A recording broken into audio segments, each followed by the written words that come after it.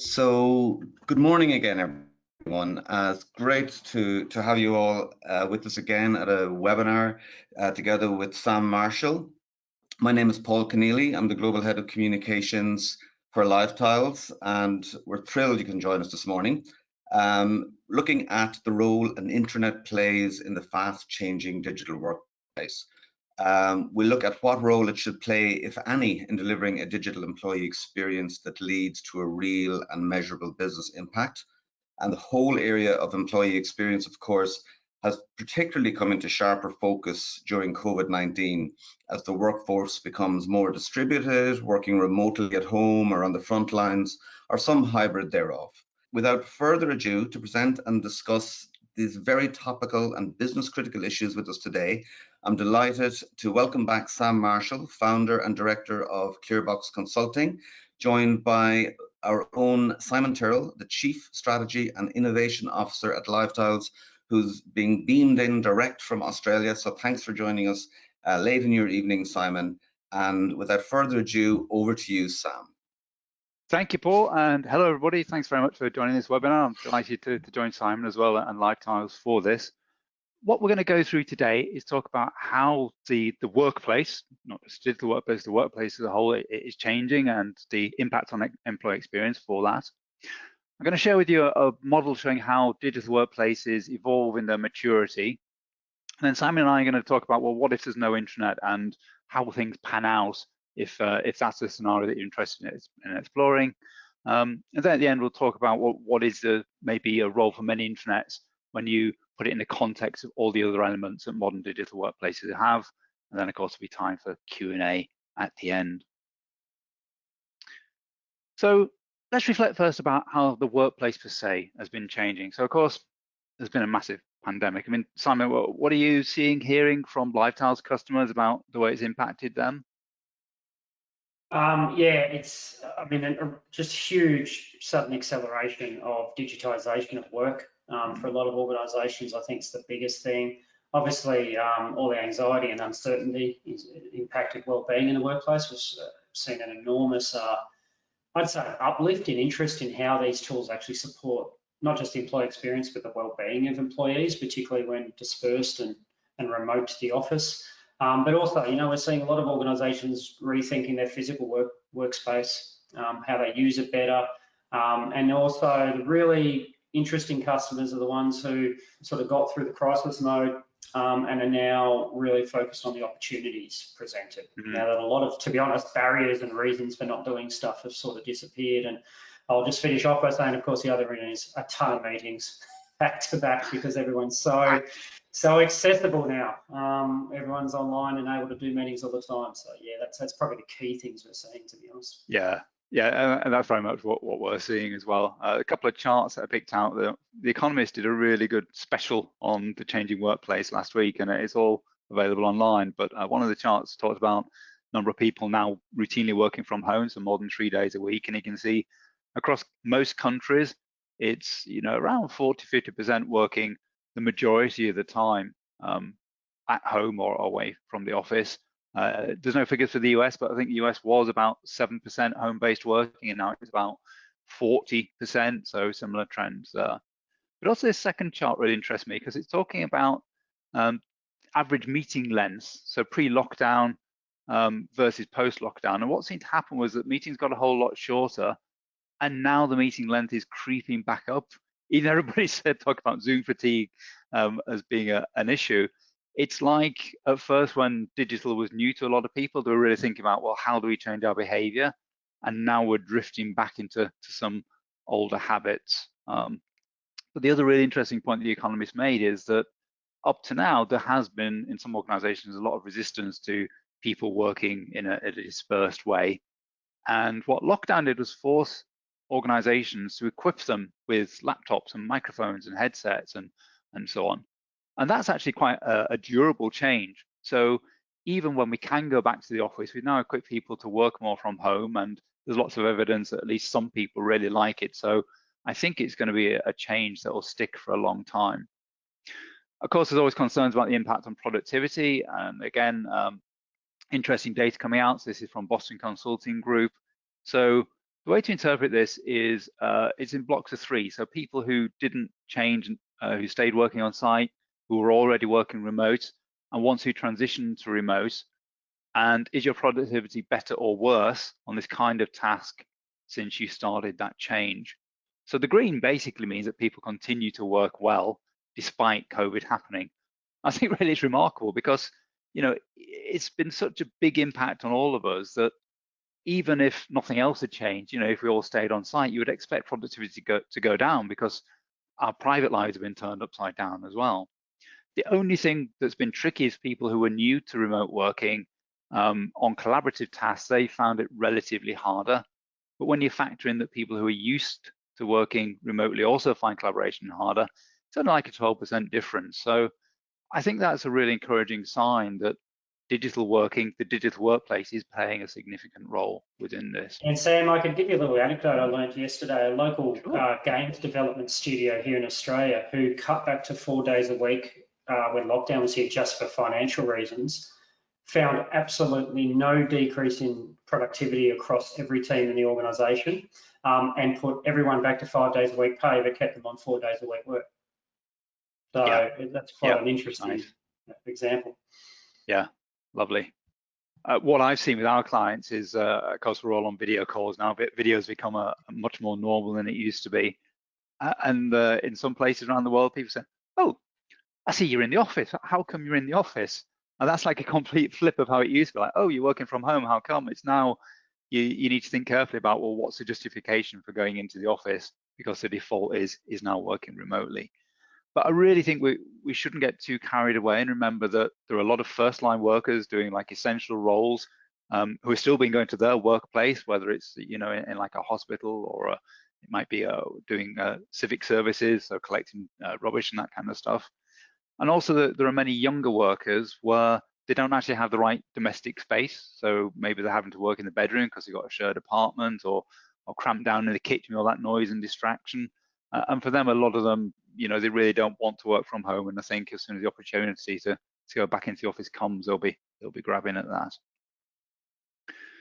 When we think about first line, frontline workers, you know, they've almost been a bit of a neglected demographic in a lot of digital workplace thinking, and they have their own unique set of challenges. So a lot of the time they're working on smaller screens, so it tends to be a smartphone rather than a big desktop. They may have limited screen time as well. So if, for example, you're in retail, you can't be there looking at a screen when you're meant to be dealing with customers. Your only opportunity might be when you're in the recreation back office, maybe looking at your line manager's laptop. And they might be working in hostile environments. So we work with a utility company that does water, and often those guys are using their smartphones in the pouring rain, which is good for them because they sell rain in effect, so they're happy, but it's really hard using a touch screen, which is wet. Or they might have shared devices. So if you're saying to people, we want you to do your timesheet online now, people might say, well, I don't want to use my personal device, so then you've got to queue up at a kiosk.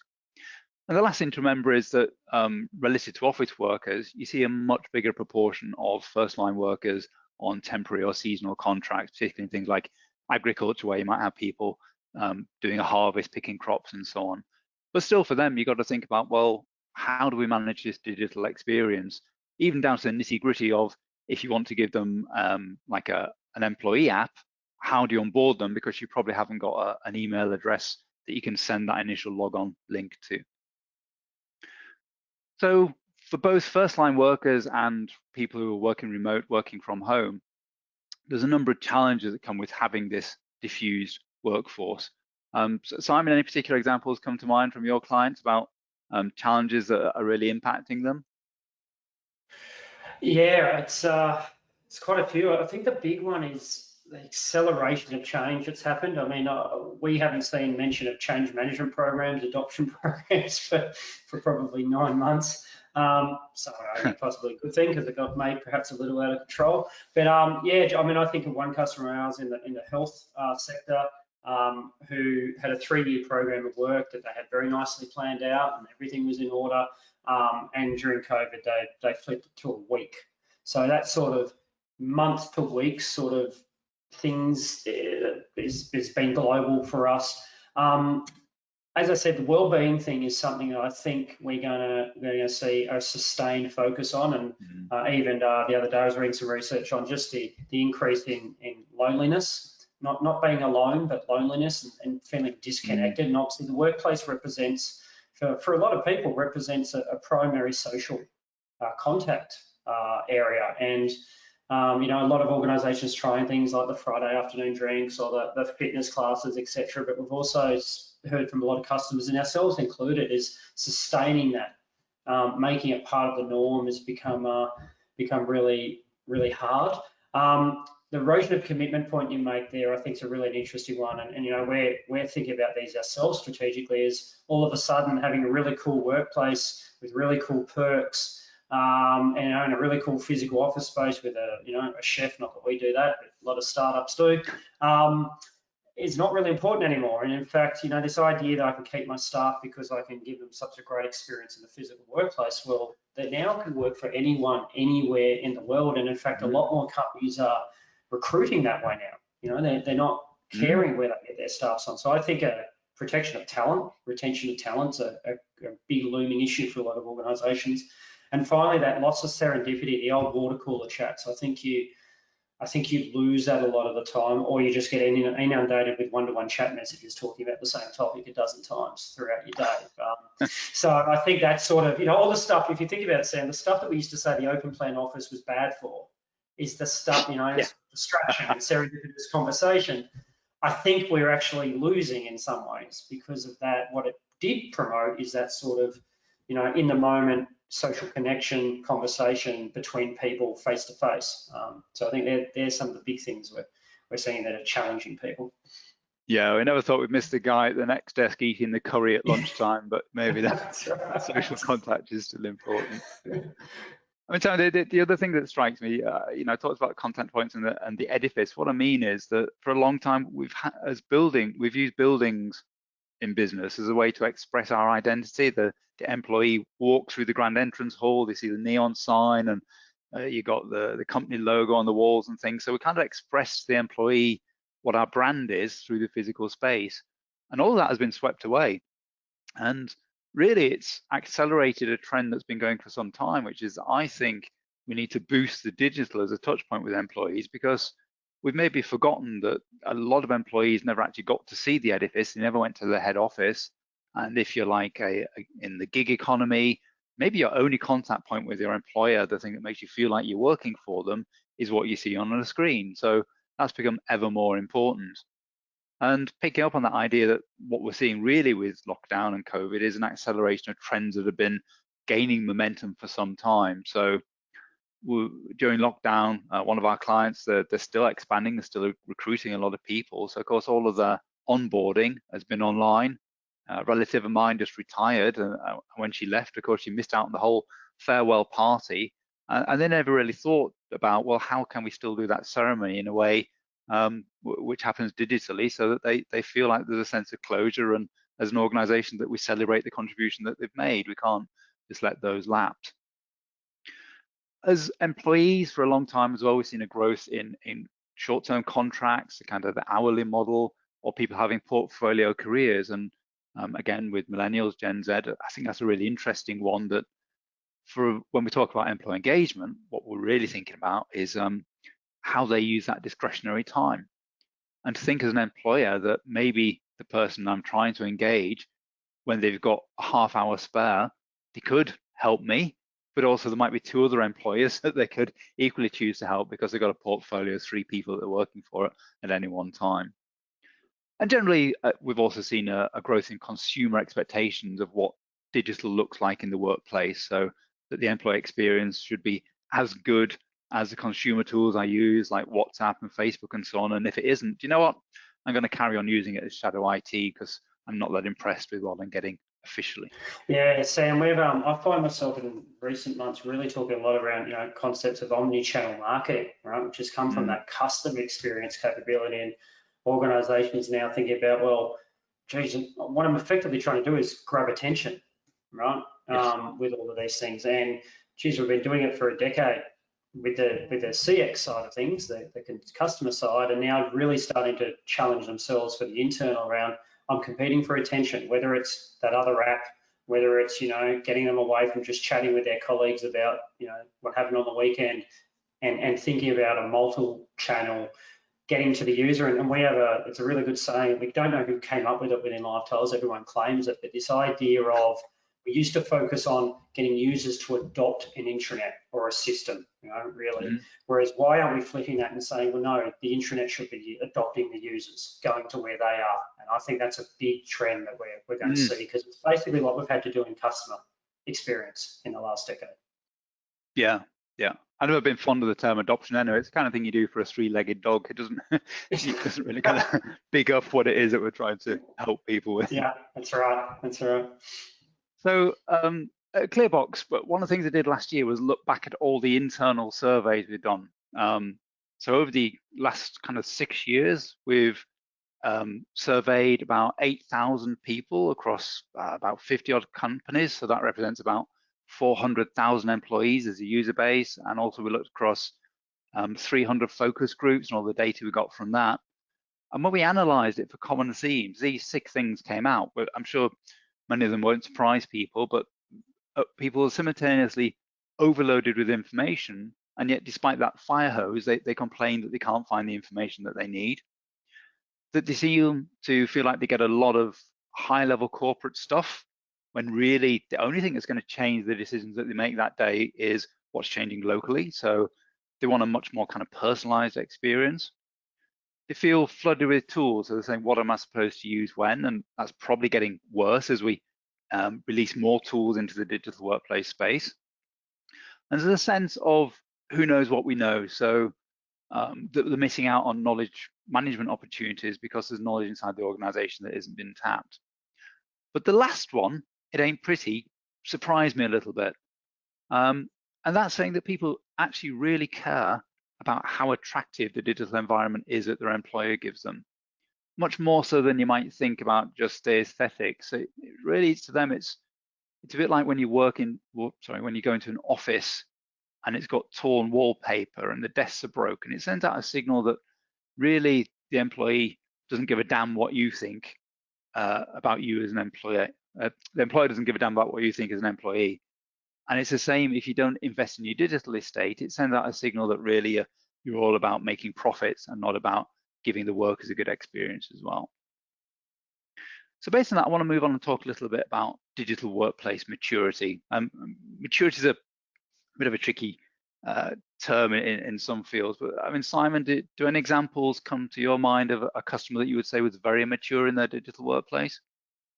Yeah, very mature. Yeah, but interesting enough, but I can't tell you why. The first 2 that spring to mind are in the university sector, which is quite surprising, I think. But 2 universities, one, they launched a new digital workplace, and they call it digital workplace, not intranet or anything. They see it as a much bigger thing. I think that's the starting point. But I think they showed their maturity in how they set themselves up to assess whether they were meeting the expectations of users and being successful. And they really honed in on some basic data around task completion. And it wasn't just, you know, the classic sort of, you know, I can do this task or that. They really looked at the user journey. They mapped out the user journey of what people were trying to do on the thing they already had.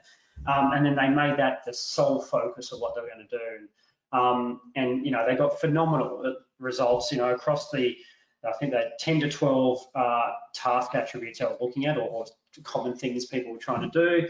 They did a really good analysis pre doing it the new way, and then they have been doing it ongoing since. And they went from 44% of users could complete at least half the tasks in a reasonable, what was regarded as a reasonable time frame.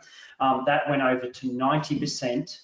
Of all users, 90% of tasks, sorry, of all users could complete, and they reduced it from an average of something like 1 minute 30 to 24 seconds per task. Brilliant. So I think that showed maturity of really understanding what they were trying to do with it, right?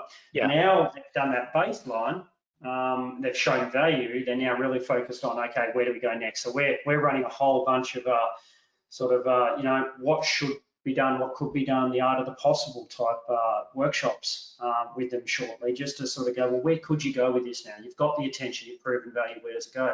The other one is another university is really it was a COVID thing, but their biggest issue was in their digital workplace was data. And obviously the university sector, particularly in our country, has been decimated with their business models, with heavily reliant on international students. And they needed up-to-date, up-to-the-minute data across the university, right? So they could see what impact was happening. And so they took tools they already had, but pivoted the way they approached it.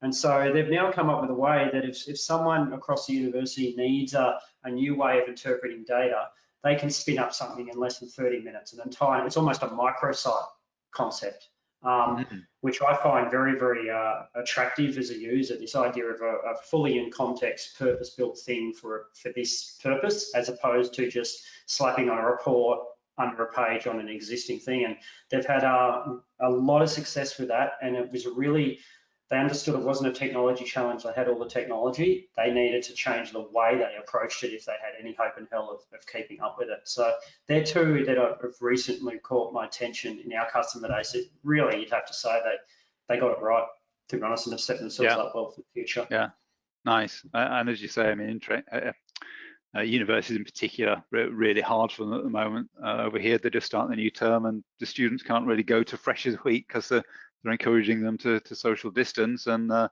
lot of the lectures are shifted to online anyway. So again, as I was saying before about that sense of identity and belonging, the digital has become so much more important for universities too. So let me talk. I've got a new model. Those of you who've been to a lot of my webinars will definitely recognize this. Don't worry, I'm going to share something new that I'm kind of exploring for the first time. So I'll be really interested in people's feedback. But for the last 7 or 8 years, this is the framework that Clearbox has been using to explain digital workplaces to clients. And the thing to really get your head around is that there's 10 boxes that you see around the outside.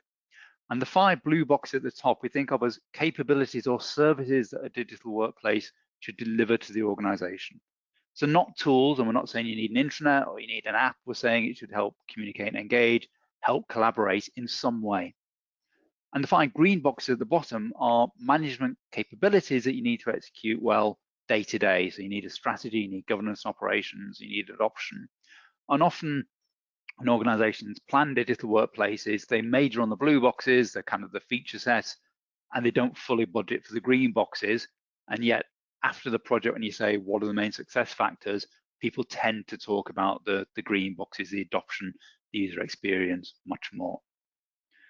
But rather than use that representation, let me show you the new one. So thinking about typical patterns for how digital workplaces evolve, we've got those 5 blue dimensions. Communication engagement, that might be formal comms or informal comms and two-way.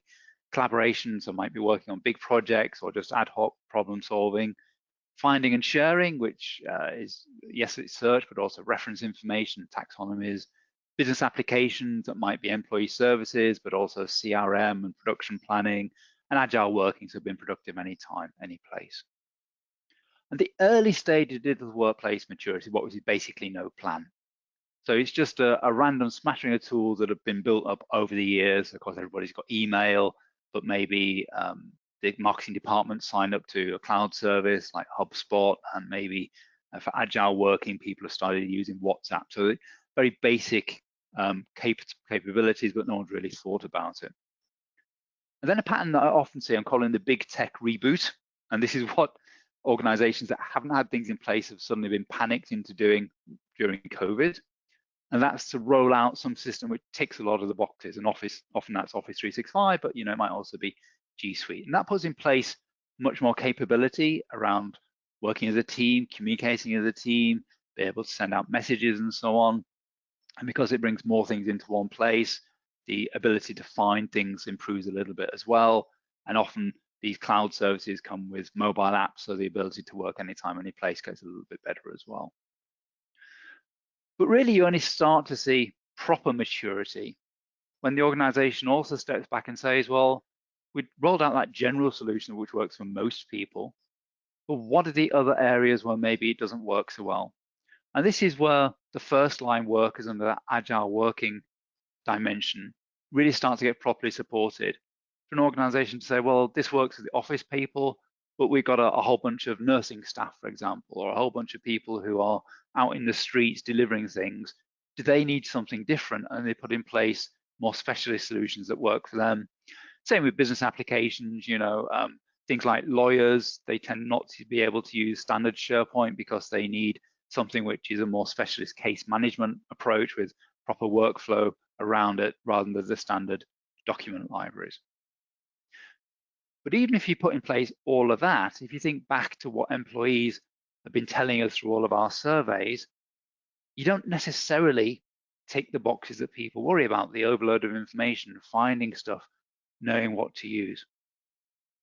So to really address those needs, there's an extra set of glue that you need to think about strategically that says, not just what's the components of our digital workplace, but how do we stitch them all together so that they work coherently?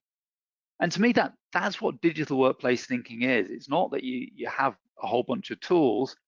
It's saying if we look at the kind of tasks that people are doing across the different tools, what are some of the gaps that people might be falling in that makes it much more painful than it should be? So between communication, engagement, and collaboration, we start to think about notifications. How do I get alerts that work like the lock screen on my smartphone so I can look across all the different things that I might need to attend to and saying, okay, so there's this Yammer thread that I need to contribute to, but also I can see the latest bid document has been changed, so I need to edit that within OneDrive. And being able to see that without having to go into the individual notifications, the individual apps to figure out what's important first.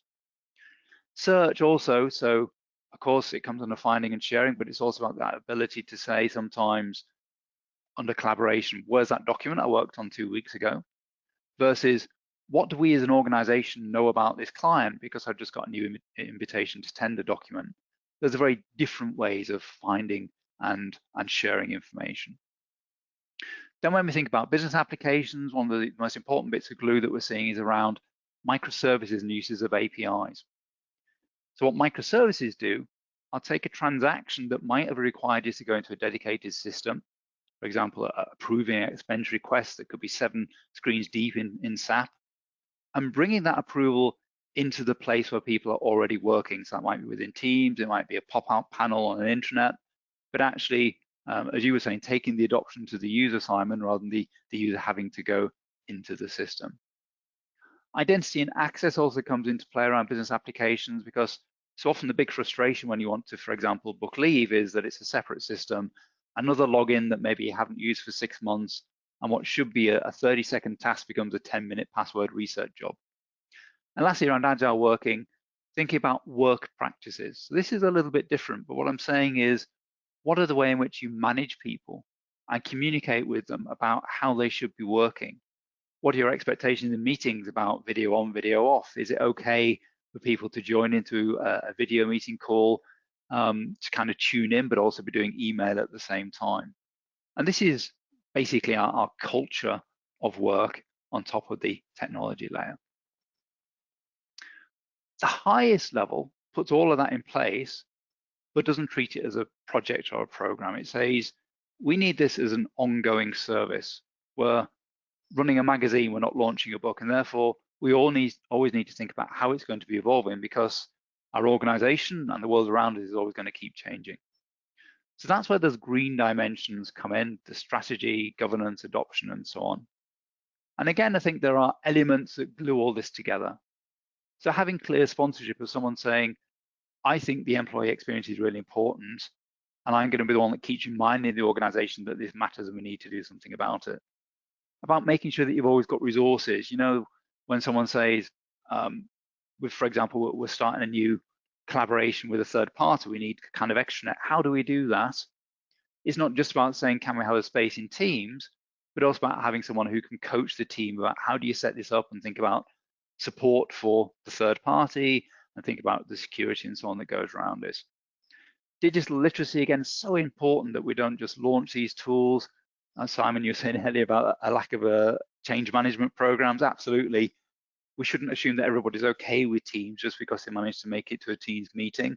We really need to also start educating them and building up those skills to use it in a way which is both effective and lowers the stress. Sam, I was in a workshop just today where one of the users got quite irate and had thrown Teams out as a solution because she thought she was forced to have to use Planner when she was a Trello user for everything. And she just said, Yeah, I'm we all have not our going to use loyalty. Teams anymore, and just started to refuse to use it for anything. And then we showed her today how she could in fact do that, bring fellow in, and she texted us at the end saying, you have made my day. I'm now a Teams champion. Just that one little misunderstanding, just wrote it off for her, because she saw it as interrupting her work, right? Yeah. Trying to make a change. But. And you know what, Simon, you and I, we work in tech, and we're probably that mindset that we just go and explore and see what's possible. Most people aren't. Most people are way too busy, and they just want to get on with their job. And unless you kind of take time to understand what the frustrations might be and help them get past them, as you did, it could be the end of the road for some of these changes. Measurement you talked about, you know, I think is a really great example of the Australian university that was gathering metrics on how the changes are working.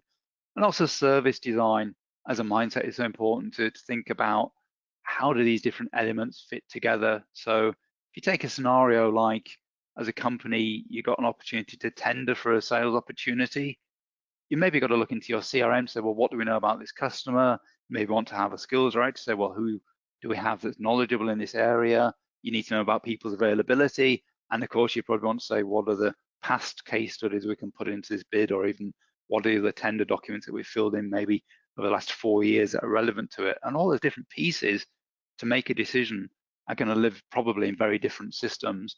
And that's where people get frustrated with our digital workplace, is not that the individual tools don't work well, but that to do a task, it feels like you've got loads of different fragments that you need to stitch together.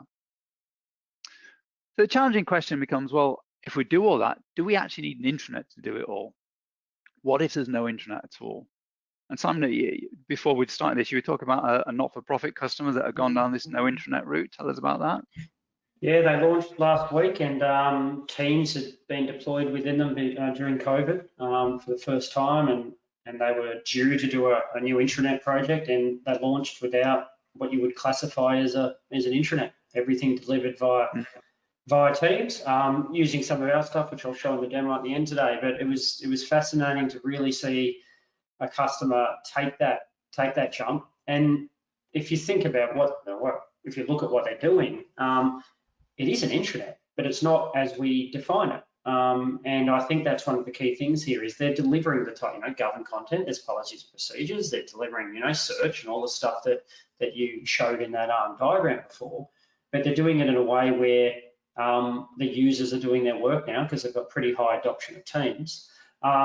And they've just decided to almost treat the intranet as a suite of services and content, data, information, whatever it may be, and tools, and delivering it in a different context rather than what I would regard as the 1990s view that we have to deliver it through a web page, right? I think we got there just because it was the only thing we had.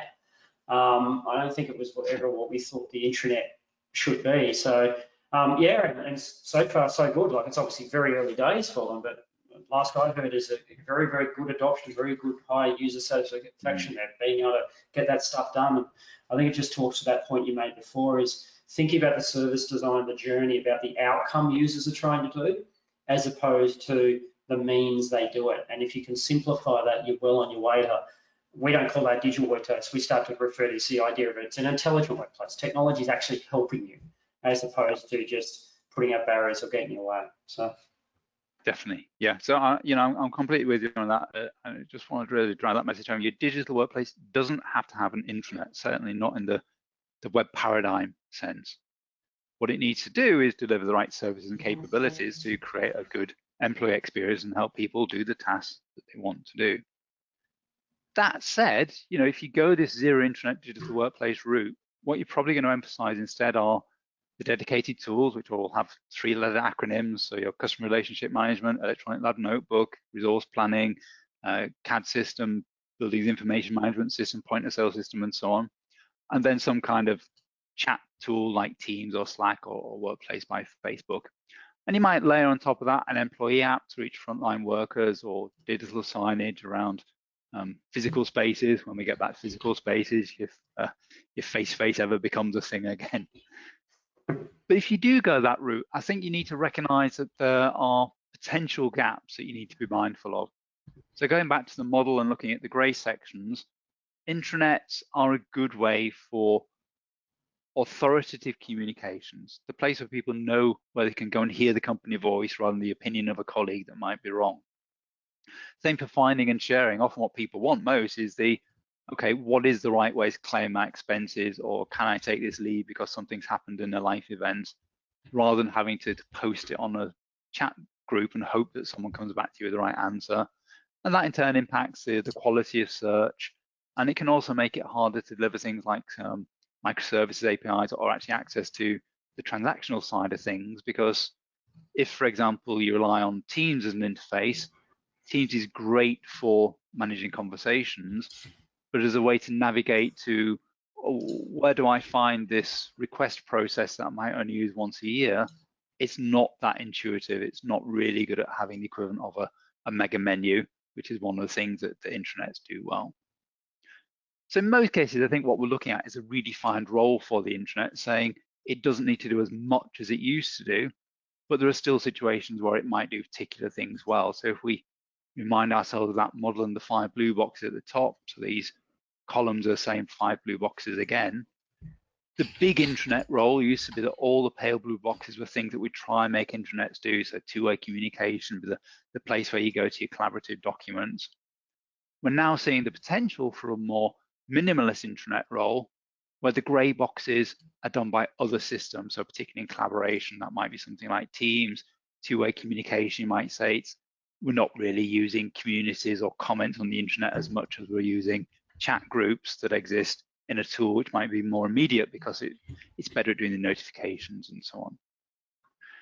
So to answer the question of the webinar, do you still need an intranet?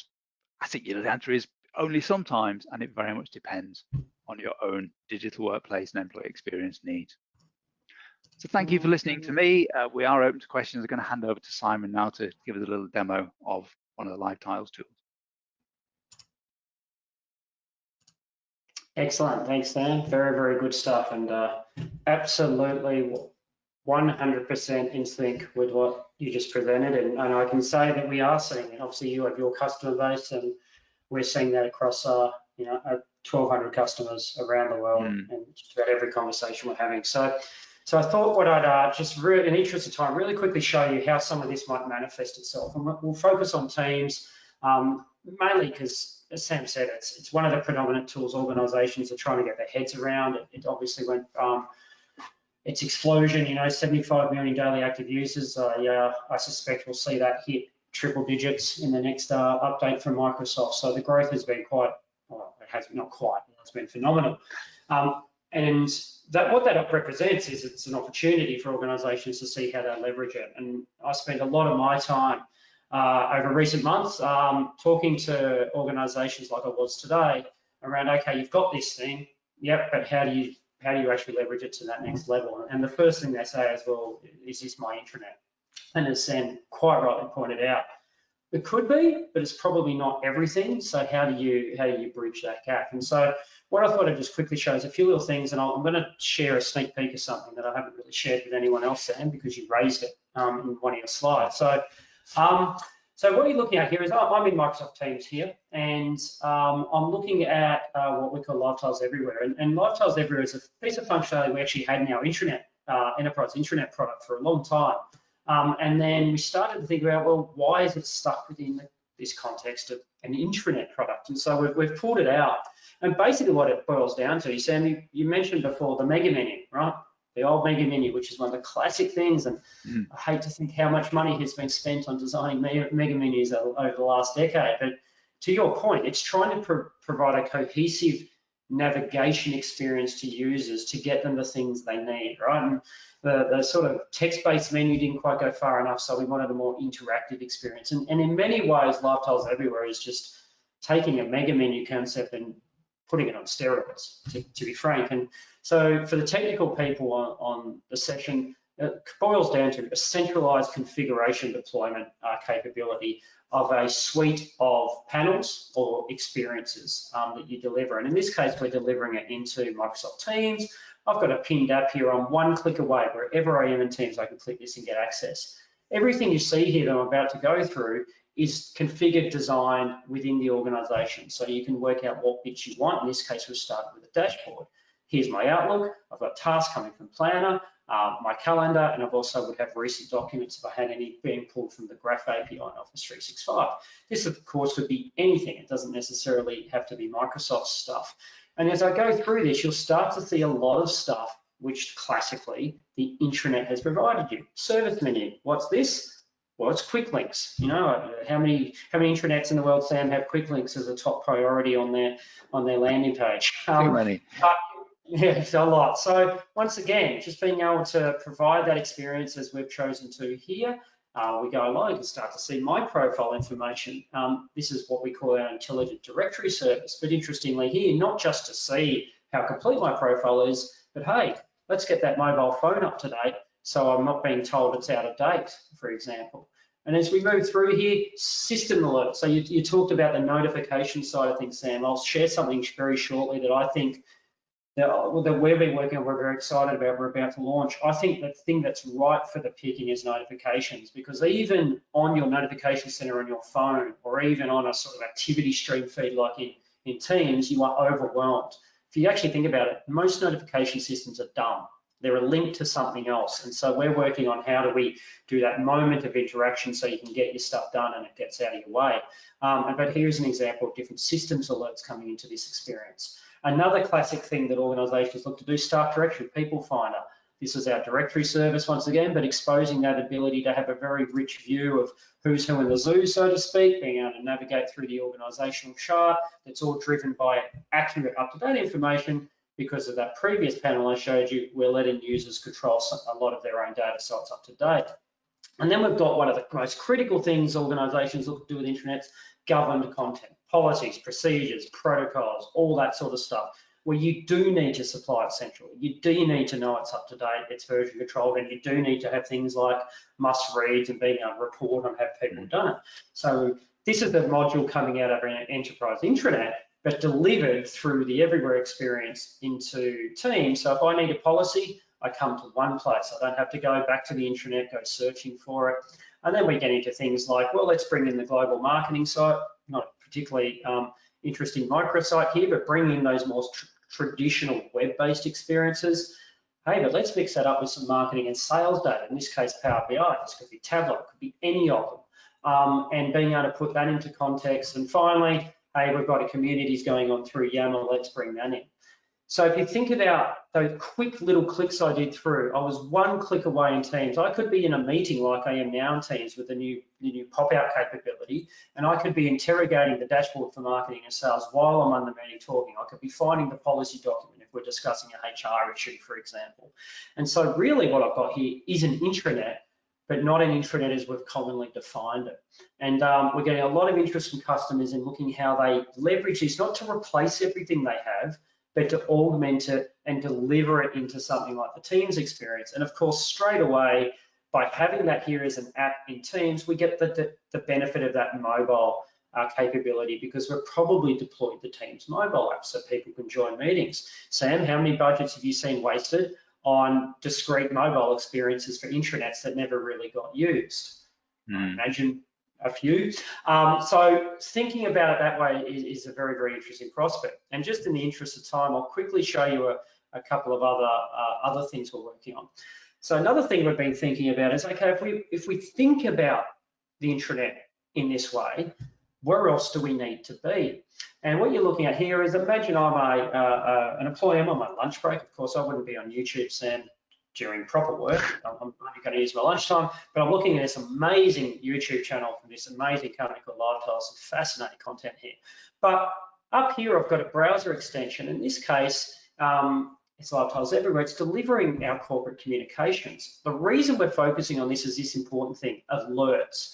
So if the organisation was to post out an all-of-company alert saying, like we've just recently been going through a pretty severe lockdown here in Australia, in Melbourne, hey, stage 4 restrictions, the government's just announced stage 4 restrictions are coming back in, there'll be a curfew, et cetera, et cetera. You need to let your employees know what that means. I'm on YouTube, I'm watching a video, but by having this simple extension, that alert gets pushed out, and this extension here will pop that up. There's a toast notification in the browser, Chrome, Microsoft Edge, the same thing, and tries to get my attention if that's where I happen to be. And if I so wish, I can of course go in and I can start browsing the corporate news here with all the stuff you'd expect around publishing, channels, search, filtering. If I so wish as a corporate communicator, I can in fact even create content from here, even though I'm quite restricted in real estate. So trying to think, how do we get to the user with the stuff they need? And if you think about this evolving to those panels become reflected in this, all of a sudden I can be just surfing YouTube on Facebook, but still have access to this information, or perhaps subsets of the information such as alerts or important announcements. And finally, Sam, you mentioned something I think fascinating about this idea of how do we streamline how people access stuff, right? So they're not jumping between systems, particularly with those line of business systems. So this is something we've been working on that we haven't actually shown to the world yet, but I figured why not? This is a test one we've been doing that we're working on, but it's what we call LiveTiles Vibe. And LiveTiles Vibe at the moment is very much around employee wellness, reaching out to your staff, checking in with them, seeing if they're okay. And we've had a lot of customer interest in using it for that. But what we are actually building is this concept of, hey, I'm monitoring something happening in a line of business system. In this case, let's assume this is Salesforce, and we call them beacons. And this beacon is looking at this to say, look at opportunities and when somebody changes it or hasn't changed it. Or it could be when they've changed its percentage, its status, whatever. And you'll see here what's happening is Vibe is sending me an interactive email experience. It's not just a HTML email that I have to go off to somewhere else. It's not just a link back into Salesforce. It's generating these vibes on the fly, using the data from the system and allowing me to interact with it from within the email itself. And then I can do all of that, confirm it, and bang, it goes away, right? So if you think about that, the smarts you could put around that, because this could be chaining systems together, for example. So it could be, for example, saying, hey, Simon, looks like you've just marked that opportunity 70%. The next vibe I get could be, that's fantastic. By the way, here's a new white paper marking I've just published on the intranet that looks like it might match, something interesting to this customer. And I can grab it and I can send it. I haven't left the email. So I wanted to show that because I think, Sam, you're spot on. It's one of the really key things that we think will start to happen is if we start to think about services as opposed to a fixed experience happening, I think we get to a very, very interesting place with the types of experiences that we can deliver to our workers. And hopefully they can actually have a better experience and technology gets out of the way, which I know sounds crazy coming from a tech software company, but ultimately our vision is build stuff that people don't need to think about using and hide as much complexity as possible. And we think that's the way you'll get a much better workplace experience, if that makes sense. I think it all fits together really well, Simon. And what I like is you made a point earlier about attention, and it is something we need to be really mindful of because we're paying for people's attention. And what you're doing there with the pop out saying, look, we do need to drag you away from YouTube. That's really good because sometimes you want to grab that attention and actually sometimes you make it auditable and say, this is a must read and we need to track that you've seen it.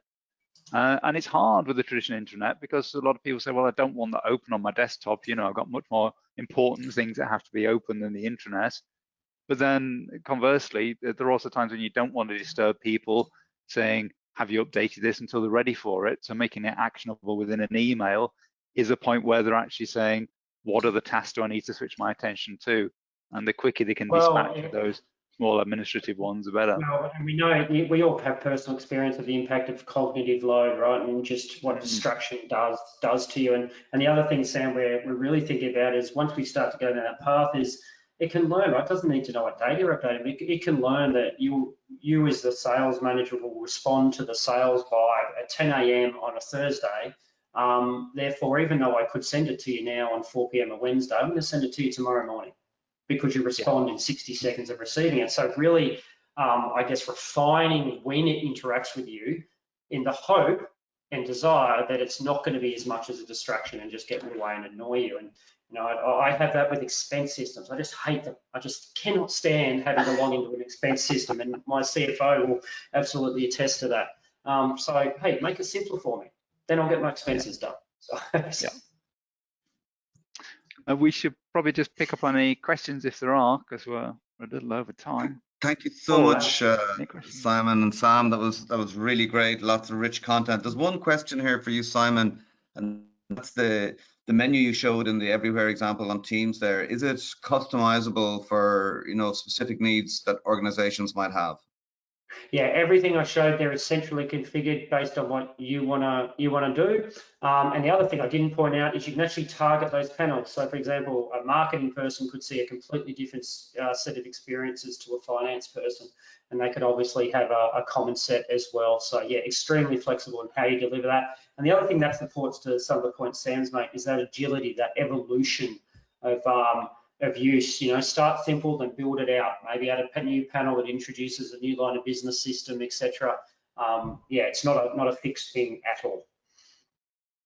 Actually, you've answered the sort of second question there partially, which was if the notifications can be targeted to specific roles and departments.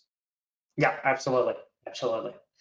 Just make sure you've got that data up to date in your identity system, which a lot of organisations don't have. Hey, we solve that, but I won't go into that now. So one of the things we often see is, and Sam, you probably see this, organisations with this view of where they want to get to with targeting, whether it's content notifications, etc. And they just don't have the base data about their people, which I think in this distributed working world we're in now is critical. You've got to know your folk, is what I say. Yeah, but it's a virtuous circle, isn't it? That the more you explain to people, we need to know this because we need to target stuff to you, so it'll be more relevant. The more likely they are to help you get that profile up to date. Exactly. We're actually going to put Vibe on the front of our stuff, Sam, for that reason. So you can just update your profile from an email once a month when it asks you to check in with it. And we recently did that. We're sending out a care pack to all our staff globally, and we needed to know their shoe size and their t-shirt size. So we didn't do it in an email with a spreadsheet attached. We just extended the user profile, and everyone got hassled by our bot, our employee bot to get up to date. We got 100% completion in less than a week across the company. That's really good. So listen, thank you so much, Sam, for joining us for this second joint webinar together with LiveTiles and Clearbox. The third one is coming up on the 28th of October. We'll be sending out invitations to everyone. Thanks so much, Simon, for joining us all the way from your evening in Australia. I think we're going to have a glass of wine now. Oh, yeah, was that the deal? I'm allowed to now? Indeed. 8 p.m. Thanks especially to everybody for joining us this morning in very large numbers and for sticking with us right to the end. I hope you got lots of inspiration and knowledge and thinking points and action points there. Feel free to reach out to us, to Simon or to LiveTiles or Sam and ourselves if you have any aspects that you'd like more information on. Loads of takeaways from me personally there. I mean, the very fact that we have basically a mobile workforce that's now equipped to work in a hybrid way of working, a durable legacy of COVID, I think you said, Sam, the pace of change and acceleration, you know, with trends and just business transformation, including, you know, heightened importance of really important issues like workplace well-being, that competing for attention coming from sort of marketing world into the workplace. I think that's a really good point that we could probably spend an entire webinar on as well, or even series of webinars. And lots of more really interesting points were raised there. You know, the massive leaps that are now being made to deliver a sort of useful everywhere experience in the next generation intranet. And I think you mentioned, Simon, about, you know, the intranet adopting users. So I think that's really positive way that the market is going and that the development of the tech is going. We ran a poll at the beginning. Our biggest need right now is to roll out and extend MS Teams, engage and include frontline workers, move beyond intranet to an everywhere experience, and serve the needs of a more hybrid new normal workforce. Overwhelmingly, it was about serving the needs of a hybrid workforce and moving beyond intranet to an everywhere experience. They basically had 94% of the answers. So just to give you that quick bit of feedback. Thank you all so much. We'll be sharing the recording of this afterwards and remaining in contact with you, of course, and I'll also be informing you about the third one in this series, which is taking place on the 28th of October. So thank you all very much again. Signing out from here. Thanks, Aaron. Thanks, Ed. See you. Thanks, everybody. Bye.